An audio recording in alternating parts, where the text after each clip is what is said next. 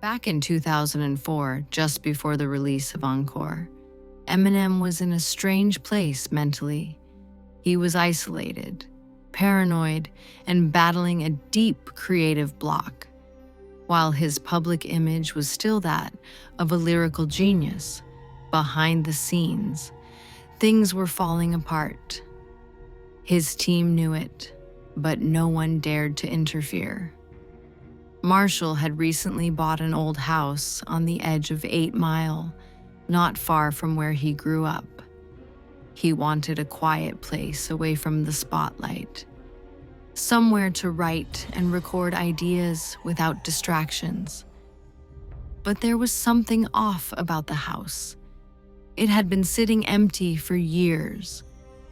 The previous owner was found dead in the basement, ruled a suicide, though some neighbors whispered it looked more like a ritual.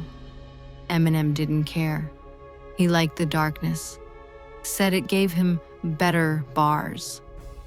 He set up a makeshift studio in the basement. Just a mic, a small recording deck, and some speakers. No producers, no friends, just him and his voice. For weeks, he worked through the nights. But one night, something strange started happening.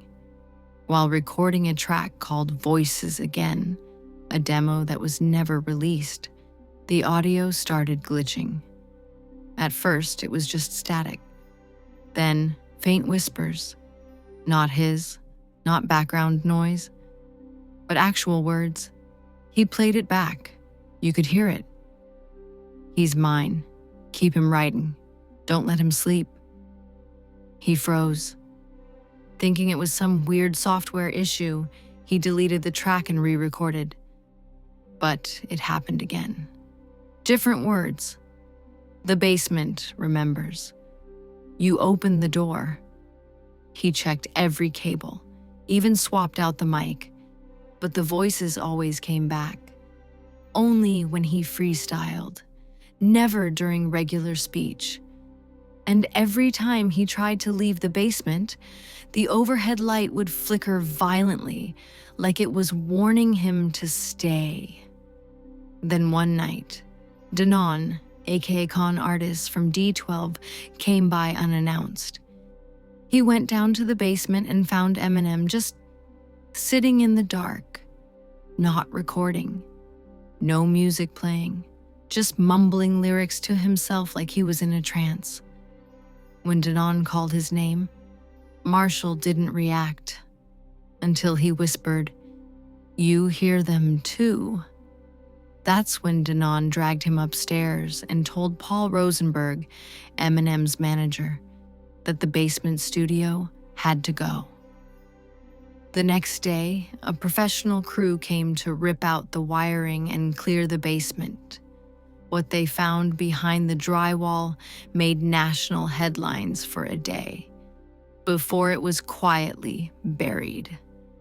There were symbols etched into the concrete, strange burnt markings, and a section of the floor that had been crudely dug up, as if someone tried to bury something but stopped midway. Inside that small pit, they found a single reel-to-reel audio tape. It was unlabeled. When Rosenberg had it transferred, the engineer immediately shut it off halfway through and walked out of the room. He never returned to finish the job. That house was sold. Eminem never spoke publicly about the incident, but die-hard fans believe one of his darker songs, Evil Deeds, holds clues to what really happened. And on rare occasions, if you dig deep enough online, you might find a distorted audio leak called Basement Session 4, an unreleased demo. At the 1:13 mark, you can faintly hear it.